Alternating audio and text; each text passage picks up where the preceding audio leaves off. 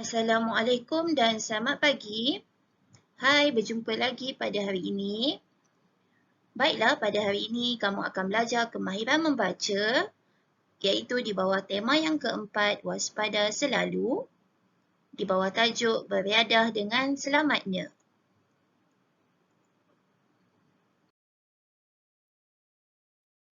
Standard kandungan dan pembelajaran kamu pada hari ini ialah pada hari ini kamu akan belajar kemahiran membaca, standard kandungan 2.3 membaca untuk memproses maklumat daripada pelbagai bahan. Standard pembelajaran 2.3.1 membaca dan memahami serta membuat ulasan keseluruhan maksud sesuatu bahan grafik. Kriteria kejayaan kamu pada hari ini ialah murid berjaya sekiranya murid dapat yang pertama menjawab 3 soalan pemahaman berdasarkan bahan grafik iaitu yang ada dalam muka surat 44 dan 45. Okey, yang kedua, murid berjaya sekiranya murid dapat membina ulasan tentang keselamatan semasa beriadah di air dengan menggunakan ayat yang gramatis. Okey.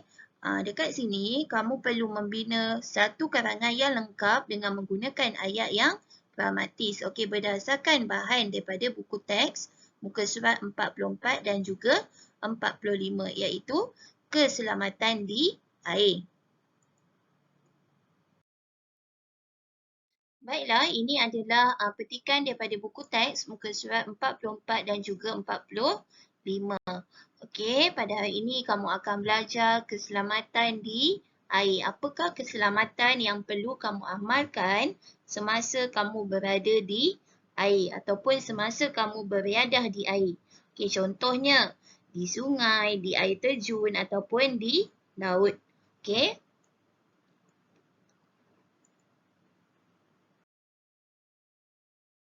Okey, sebelum tu jom kita tengok apakah maksud kepala air.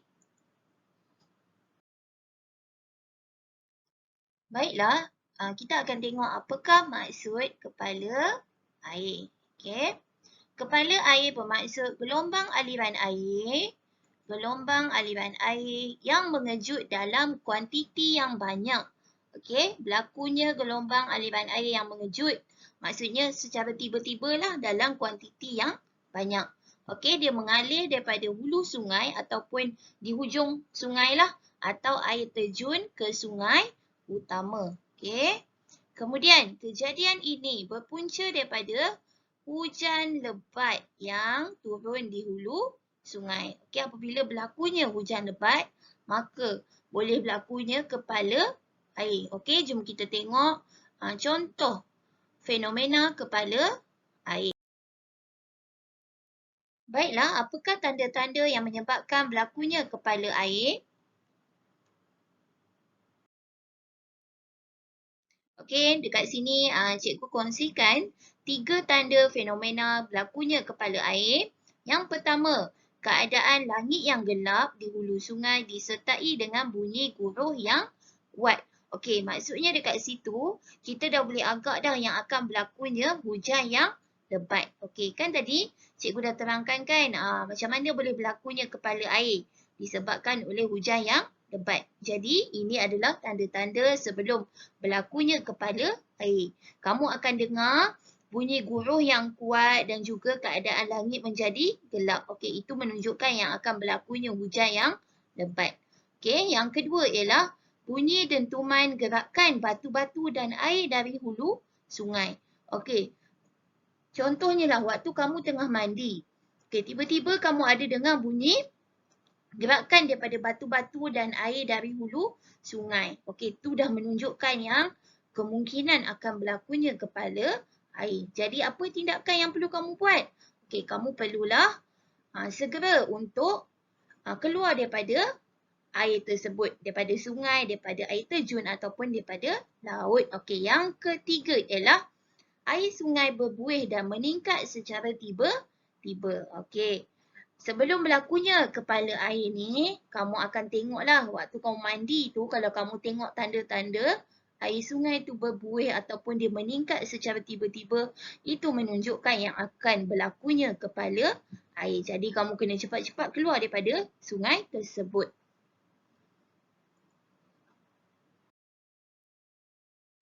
Baiklah, di sini cikgu ada kongsikan satu video daripada YouTube iaitu tanda-tanda fenomena kepala air. Okey, jom kita tengok.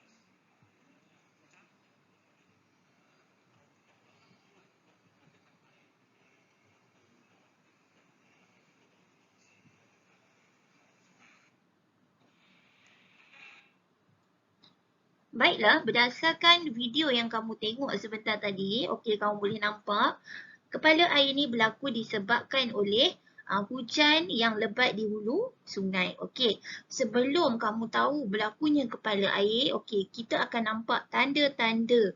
Okey, yang pertama yang boleh kamu nampak ialah tanda-tanda awal iaitu apabila air sungai dah mula berbuih dan juga air sungai tersebut meningkat. Okey, kemudian tanda yang kedua ialah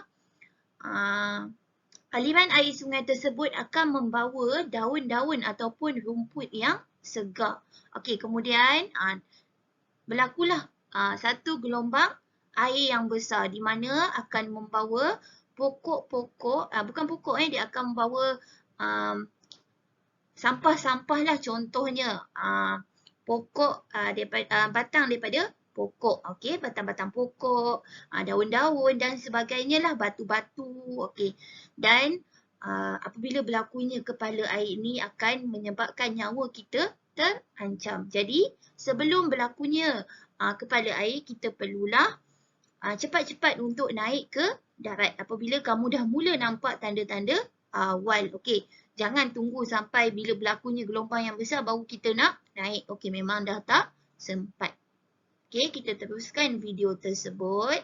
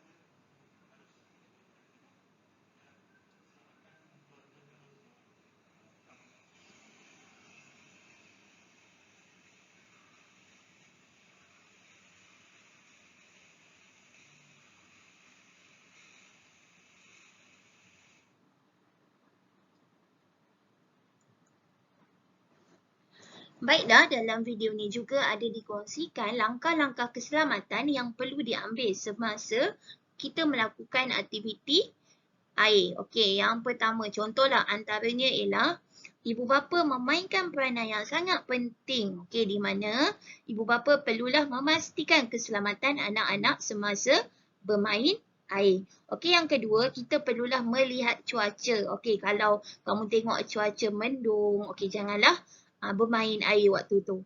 Okey, yang ketiga kita janganlah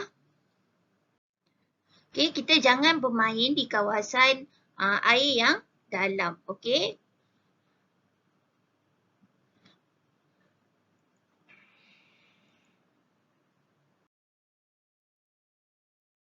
Baiklah, seterusnya ialah keselamatan di air. Okey, apakah keselamatan semasa di air? Okey, yang pertama, mandi di kawasan yang selamat. Okey, kita perlulah mandi di kawasan yang selamat. Maksudnya, jangan mandi di kawasan air sungai yang terlalu dalam. Kamu perlulah memastikan kawasan air sungai tersebut tidak mempunyai batu yang besar ataupun batu-batu yang tajam. Okey. Yang kedua, berhati-hati di kawasan yang berbatu. Okey. Andai katalah kamu nak main di kawasan yang berbatu. Okey, kamu rasa macam nak main apa tu? Papan gelonsor kan? Seronok kalau main di kawasan yang berbatu kan? Pastikan kawasan berbatu tersebut selamat. Okey. Yang ketiga ialah ketahui kedalaman kolam renang. Okey, ni kalau kamu nak main ataupun bermain mandi di kawasan kolam renang. Okey, kamu kena tahulah. Okey, kolam renang tersebut dia punya paras air dia setakat mana. Okey, kalau terlalu dalam, kamu rasa kamu tak boleh nak masuk dalam kolam renang tersebut, lebih baik jangan masuk. Okey, yang keempat, usah berenang terlalu jauh ke tengah laut tanpa pengawasan daripada ibu bapa. Okey, sebab apa? Kalau kamu tak maklumkan dekat ibu bapa kamu, lepas tu kamu terus pergi bermain, okey, berenang di tengah kawasan apa tu, laut, di tengah-tengah laut tu, kalau berlaku sesuatu yang tidak diingini, okey, ibu bapa kamu takkan dengar kalau kamu minta tolong. Ibu bapa kamu tak tahu pun yang kamu hilang waktu tu. Jadi tolong jangan mandi di kawasan tengah laut yang terlalu jauh. Okey, yang kelima ialah ketahui kelemahan diri masing-masing. Kamu kena tahulah kelemahan diri kamu. Kalau kamu rasa kamu tak mampu nak berenang terlalu lama, jangan berenang terlalu lama. Okey? Takut kamu lemas. Okey? Sebab apa? Sebab mungkin kamu hilang apa tu kita panggil? Hilang nafas. Okey? Tak boleh lama-lama dalam air. Jadi tolong jangan berenang terlalu lama. Okey, yang keenam ialah gunakan pelampung jika tidak tahu berenang. Okey, kalau kamu rasa kita mesti tahu kemampuan diri kita kan, kita boleh berenang ataupun tak. Okey, kalau kita tak boleh berenang tapi kamu teringin nak bermain air, kamu kena guna pelampung. Tak kisahlah orang nak cakap kamu ni, kau ni macam budak-budak lah pakai pelampung. Tak kisah, asalkan keselamatan kita menjadi keutamaan kita. Okey, kalau kita jadi apa-apa, bukan orang lain nak tolong. Kita kena utamakan keselamatan diri kita dulu. Okey, yang ketujuh ialah gunakan tangga. Okey, bila kita nak guna tangga ni? Okey, semasa kita bermain air di dalam kolam renang.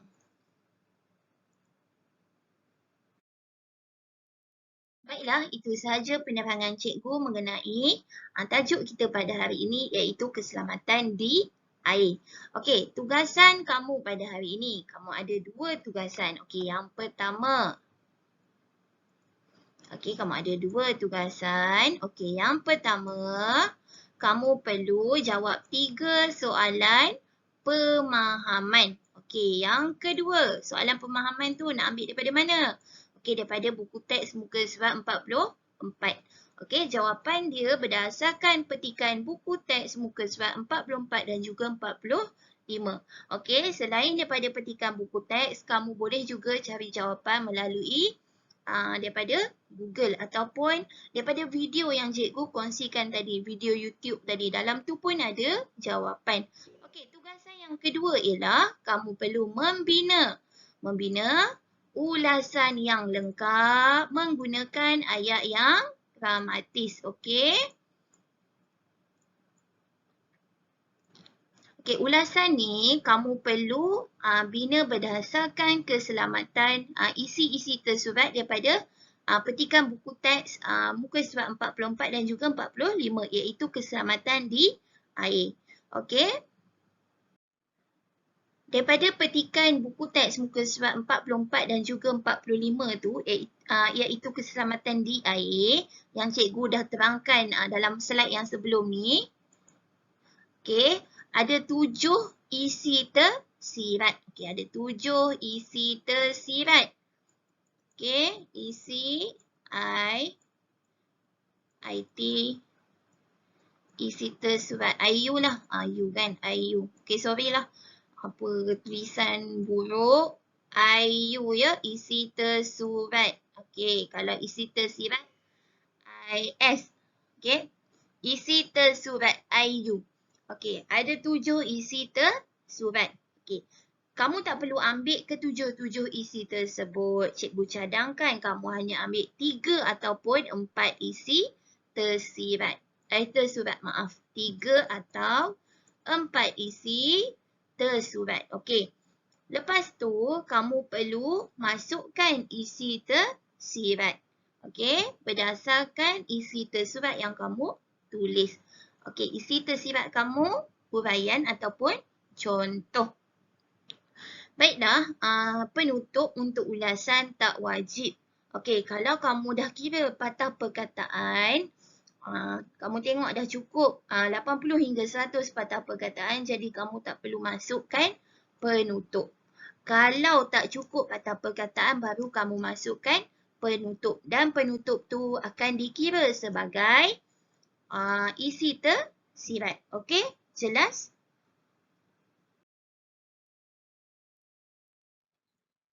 Baiklah kelas, terima kasih kerana mengikuti PDPR kita pada hari ini. Jumpa lagi pada minggu depan. Bye. Assalamualaikum. Okey, jangan lupa untuk siapkan tugasan yang cikgu bagi.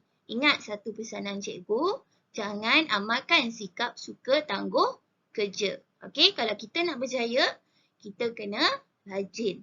Okey, bye.